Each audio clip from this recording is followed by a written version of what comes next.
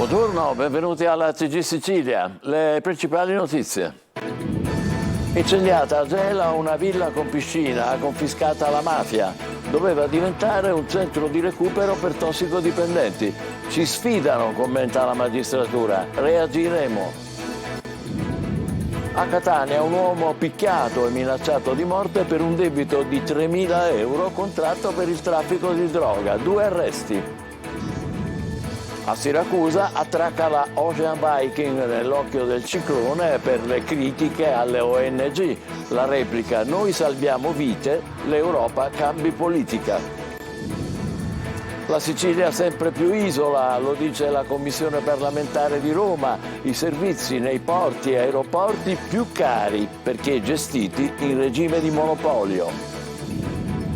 Catania, dai pasti caldi all'assistenza sanitaria, l'Help Center della Caritas si prende cura di quanti sono rimasti indietro. Tanti sono italiani, i nuovi poveri.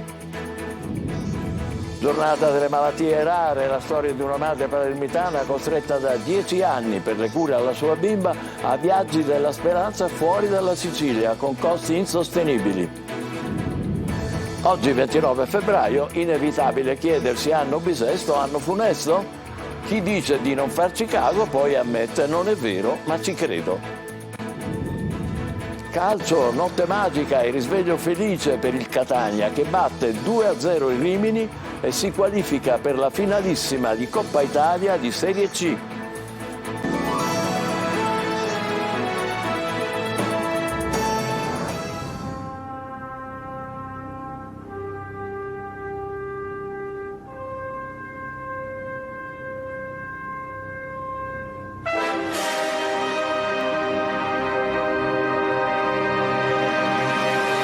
Dopo un letargo millenario, uno dei giganti telamoni è stato risollevato dal sonno a nuova vita ed è stato svelato nella città di Agrigento, capitale della cultura italiana 2025. Il telamone, per secoli a sostegno del maestoso tempio di Zeus Olimpio nella Valle dei Templi, risalente al V secolo a.C., è stato distaccato dall'imponente intelaiatura in acciaio Corten, alta circa 12 metri. Il gigante tufaceo, lo stesso materiale delle colonne doriche dei templi greci, è alto più di 8 metri e non è una copia, ma è frutto di un vero e proprio mosaico, combinando blocchi originali e frammenti scoperti già nel 1920 e conservati nell'area del tempio dove giacciono le rovine. Presente allo svelamento anche il governo regionale. Il colosso è un colpo d'occhio ammirabile da più zone e angolature. La Valle dei Templi, patrimonio UNESCO, si arricchisce di un altro gioiello. Straordinario, grazie a Davide Sardo da Agrigento. Adesso le altre notizie. Alla periferia di Gela una villa con piscina confiscata alla mafia è stata data alle fiamme. Doveva diventare un centro di recupero per tossicodipendenti. Era stata la lussuosa residenza di un esponente della Stigda gelese. Il procuratore di Gela: è una sfida, reagiremo. Gerry Italia. Doveva accogliere a breve un centro di recupero per tossicodipendenti. L'associazione Casa Rosetta di Caltanissetta aveva presentato l'unica istanza al comune di Gela per l'assegnazione del bene confiscato alla mafia lo scorso 2010. Purtroppo però tutto è andato in fumo questa notte quando la villa sequestrata all'esponente della Stidda gelese Salvatore Murana è andata distrutta dalle fiamme. L'incendio è divampato intorno alle 2:30 della notte. Diversi punti di innesco sui 3 piani della casa che praticamente risulta totalmente distrutta. Lo stabile, suddiviso su 3 livelli con una piscina circondata da un florido giardino, è andato totalmente distrutto. Chiara, secondo gli inquirenti, la matrice dolosa del gesto. L'immobile sequestrato al boss era stato già assegnato a Casa Rosetta, che avrebbe dovuto realizzare nelle prossime settimane qui un centro per recupero di tossicodipendenti. La villa era stata confiscata nel 2010 a Murana, accusato da 8 collaboratori di giustizia di riciclare i soldi della Stidda. Dopo il sequestro definitivo, l'uomo consegnò le chiavi dell'immobile all'ufficiale giudiziario e con i suoi familiari lo sgomberò, ma poi ci ripensò, tornando a occupare una porzione dello stabile. Lo scorso 28 settembre lo sgombero definitivo ad opera delle forze dell'ordine e l'avvio dell'iter per l'assegnazione. Oggi le fiamme hanno cancellato tutto. Questa notte è stato compiuto un gesto vile che va contro la legalità, contro lo Stato, e quindi quindi dobbiamo sicuramente reagire con tutti gli strumenti che lo Stato ci dà per reagire proprio a questa gravissima azione, che è una sfida, e faremo di tutto affinché siano assicurati alla giustizia i colpevoli e affinché soprattutto questo bene possa tornare nella disponibilità concreta dello Stato. Ferma condanna anche da parte del sindaco di Gela. Noi continuiamo, come sempre, nell'impegno incessante, continuo, senza indietreggiare, perché lo Stato c'è, è presente in tutte le sue articolazioni e vogliamo continuare in questa direzione. A Catania ha picchiato e minacciato di morte per non avere pagato un debito di 3.000 euro accumulato per il traffico di droga. La squadra mobile ha arrestato 2 persone e a incastrarle i servizi di videosorveglianza. Roberta Lunghi. Picchiato e minacciato di morte per un debito di 3.000 euro legato al mondo della droga. È accaduto il 28 gennaio a Catania, al villaggio Sant'Agata, e la vicenda è stata ricostruita dagli agenti della squadra mobile che hanno arrestato 2 uomini di 38 e 33 anni per tentata estorsione aggravata dall'avere commesso il fatto in più persone riunite all'interno di un'abitazione. È tarda notte quando la vittima rientra a casa scortato dai 2 che, secondo gli investigatori, hanno avvicinato l'uomo pretendendo il pagamento del debito, ma dopo il rifiuto sarebbe scattata l'aggressione. Prima avrebbero messo a soqquadro il suo appartamento e, non trovando denaro, avrebbero preso a pugni in faccia il debitore, trascinandolo a forza fuori dall'edificio e togliendogli il cellulare. Le investigazioni, scaturite da una segnalazione giunta al 112 intorno alle 3:30, si sono svolte grazie all'incrocio delle dichiarazioni di testimoni e della disamina delle riprese dei sistemi di sorveglianza. 3 persone sono state arrestate dai carabinieri a Catania. 2 di loro sono stati sorpresi a rubare uno scooter in via Garibaldi. Il terzo aveva trafugato prodotti in un negozio di casalinghi in viale Kennedy, negozio gestito da un cinese. Siracusa, a bordo della Ocean Viking, la nave che soccorre i migranti e che spesso è nell'occhio del ciclone come tutte le ONG. SOS Mediterranee replica: noi salviamo vite, l'Europa cambi politica. Francesco Aloi. La Ocean Viking è ferma nel porto grande di Siracusa, una nave della ONG SOS Mediterranee che per molti rappresenta la vita. Da qui ogni anno si salvano migliaia di persone. Quando i migranti vengono salvati salgono qui a bordo da questo accesso. Chi guida la nave deve fare molta attenzione. Spesso i migranti cadono in mare ed il rischio di travolgerli non è poco. Qui voi tracciate la rotta per soccorrere. Sì, questo è il sistema principale di plotting, praticamente per individuare dove siamo e l'area in cui andiamo a operare. Gioie e dolori. Chi opera a bordo vede sia la morte che la vita. Qui addirittura sono nati bambini. Soccorriamo bambini anche a volte piccolissimi. Il bambino più piccolo che abbiamo salvato l'inverno scorso aveva appena 17 giorni ed era in mare da 5 giorni. Ma il Mediterraneo resta un grande cimitero, 22.000 i morti dal 2014, 2.500 soltanto nell'anno appena trascorso. SOS Mediterranee non ci sta e lancia una petizione in vista delle europee. Chiediamo la sospensione di tutte quelle misure che ostacolano e criminalizzano il soccorso in mare, come il decreto Piantedosi. E intanto, dopo ben 7 anni, si è chiuso il processo contro 3 ONG, Jugendrettet, Medici Senza Frontiere e Save the Children. 21 gli imputati che erano stati accusati di avere rapporti con i trafficanti. Adesso però è arrivata la sentenza. Non è stato commesso nessun reato. Un'altra ONG, la CI4, ha sbarcato a Porto Empedocle 53 migranti salvati nei giorni scorsi e purtroppo anche 2 salme trovate a bordo del barcone che hanno soccorso. I rifugiati sono i primi a essere accolti nel nuovo hotspot di Porto Empedocle, aperto da oggi, che potrà ospitare fino a 280 persone. La Commissione bicamerale sull'insularità del Parlamento ha analizzato le difficoltà di Sicilia e Sardegna. Risultato: la nostra isola risulta ancora più isolata e non solo nelle infrastrutture. Francesco Triolo. È chiaro che c'è questo gap e deve essere eliminato, non perché lo dice Calderone ma perché lo dice la Costituzione. Per eliminarlo si deve pensare alle infrastrutture, alla continuità territoriale, alla sanità, all'istruzione, all'agricoltura, a tutto.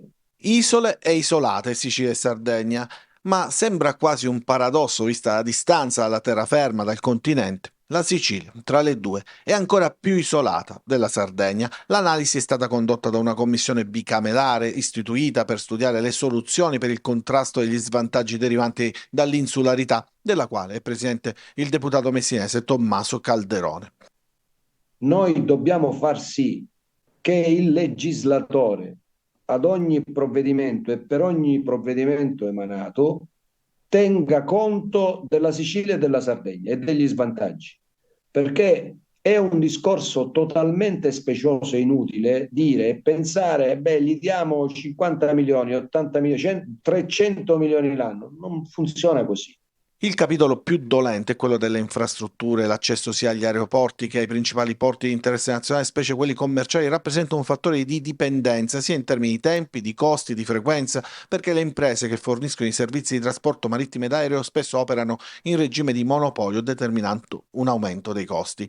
Un gap pesante per la Sicilia rispetto alla media del 31,9% del Sud Italia, che potrebbe essere eliminato con politiche incisive per la riduzione dei costi di trasporto. Se costruiamo il ponte sullo Stretto e poi non pensiamo alla Messina-Palermo, alla Messina-Catania o a raddoppiare la linea ferrata, chiaramente non abbiamo concluso nulla. Catania, dai passi caldi all'assistenza sanitaria. L'Help Center, il centro di aiuto della Caritas, allarga gli orizzonti e si prende cura di quanti sono rimasti indietro. E tanti sono italiani, i nuovi poveri. Torino De Mana è andato a visitare il nuovo ambulatorio. La ragazza somala frustata e picchiata a sangue sul barcone. L'anziano con la bronchite, extracomunitari medicati con profonde ferite da taglio, i nuovi poveri italiani che si affidano alla Caritas. L'ambulatorio dell'Help Center di Catania li accoglie tutti nei locali di Piazza della Repubblica a pochi passi dalla stazione ferroviaria. Medici ed operatori volontari si prendono cura di quanti bussano alla porta della Caritas trovando ospitalità, conforto ed assistenza sanitaria. Tra una visita e l'altra incontriamo Salvatore Maugeri, il medico confessore. Qualche mese fa, quando ci sono stati gli sbarchi qui a Catania, è venuta da noi una ragazza di 22 anni della Somalia e aveva la schiena tutta piena di ferite, ma veramente tremende. Io proprio ho pianto solo a vederla perché aveva avuto frustate nei balconi. Questa è una cosa tremenda. Quali sono le patologie più frequenti? Soprattutto qui le persone che dormono fuori, perché abbiamo anche un'unità di strada.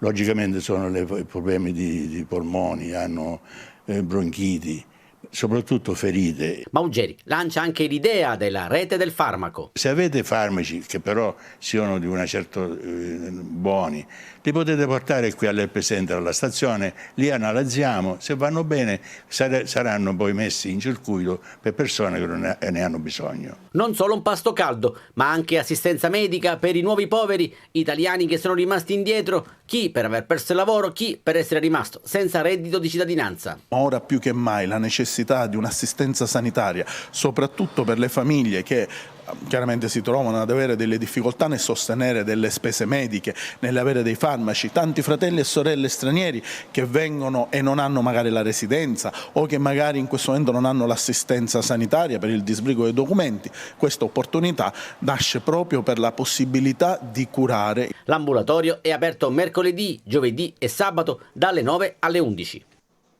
La giornata delle malattie rare, una madre palermitana racconta alla TG Sicilia la sua lotta che dura da 10 anni per garantire assistenza alla sua bambina. Cure impossibili in Sicilia per la mancanza di reparti specializzati, da qui un calvario fatto di viaggi della speranza e di costi insostenibili.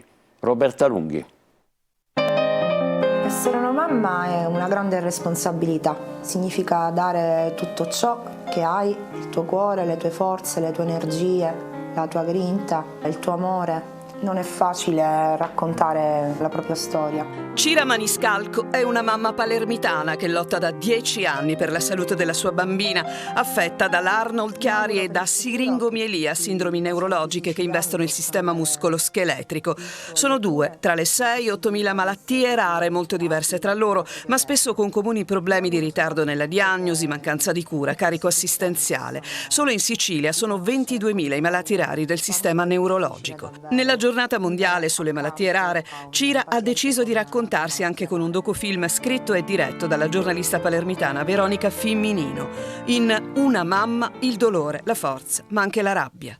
Perché non possiamo accettare che i nostri figli non debbano avere il diritto alla salute e quindi la possibilità di poter avere delle cure adeguate. In Sicilia in questi anni è mancato il reparto di neurochirurgia pediatrica che serviva proprio a prendere in carico i nostri pazienti.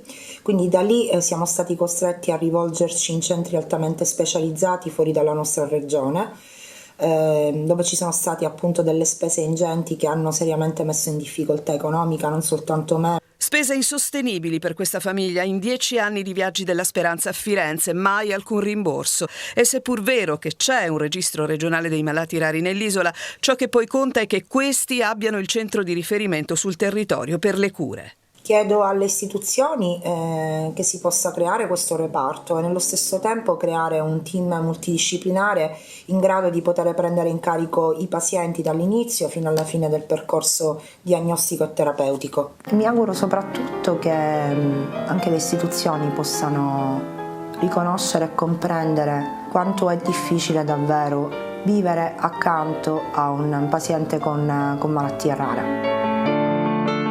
Oggi è il 29 febbraio, una data che ritroveremo sul calendario solo tra 4 anni e il proverbio popolare dice anno bisesto, anno funesto, ma la gente replica non è vero e poi dice ma ci credo.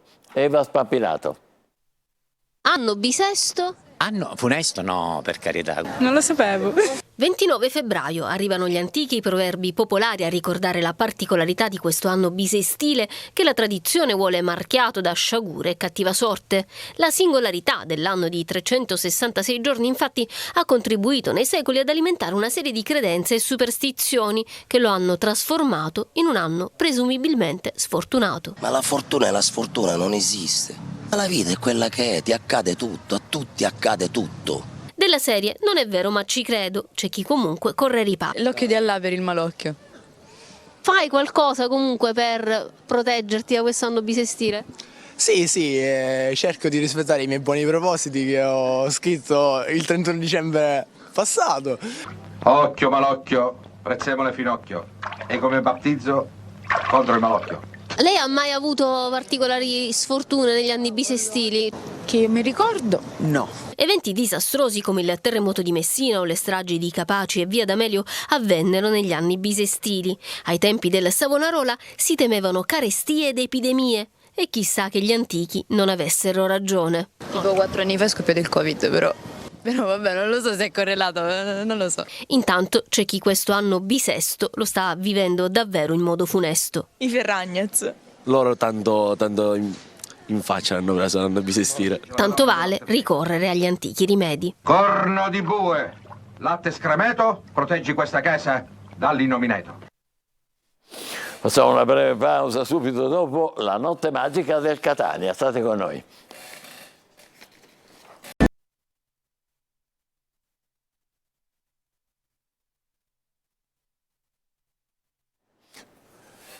Si riprende con il calcio, notte magica per il Catania che batte il Rimini e va in finale di Coppa Italia, aprendosi la strada per la fase nazionale dei play-off. Cicerelli e Castellini fanno esplodere di gioia il Massimino. Le emozioni della serata nel servizio di Tonino De Mana.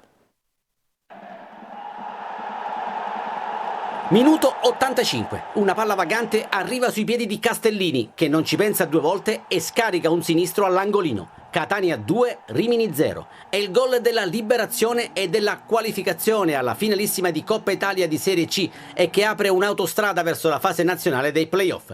Sarà il Padova a contendere il trofeo ai rossazzurri in un doppio confronto, 19 marzo a Leuganeo, il 2 aprile in Sicilia, che stuzzica già la fantasia dei tifosi.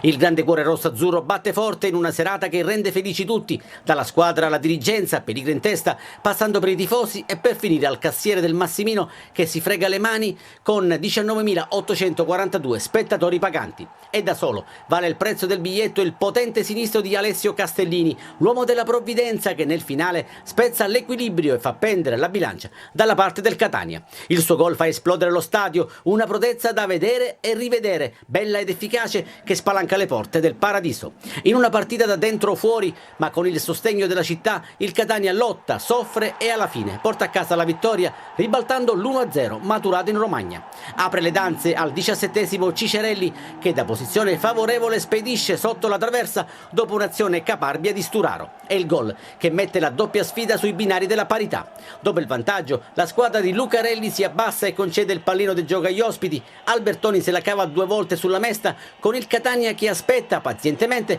ma che con carattere e generosità argina gli attacchi dei romagnoli per poi sfiorare il raddoppio con Teglio che si fa respingere la conclusione da Colombi. E mentre sul Massimino aleggiava lo spettro dei supplementari, ecco spuntare Castellini che con il suo sinistro ciclonico gonfia la rete e manda in estasi il popolo rossazzurro. Dovrei dedicarla a tante persone, la dedico comunque a tutta la squadra, allo staff, al mister, alla società che comunque stanno facendo tantissimo, ovviamente anche a tutti i tifosi che stasera sono venuti, perché credo che anche il loro supporto, soprattutto il loro supporto, ci ha dato una grande mano. E azzurro il cielo sopra Catania, pardon, rosso-azzurro. Ci fermiamo qui, naturalmente ci rivedremo alle 20, grazie per essere stati con noi, buon pomeriggio.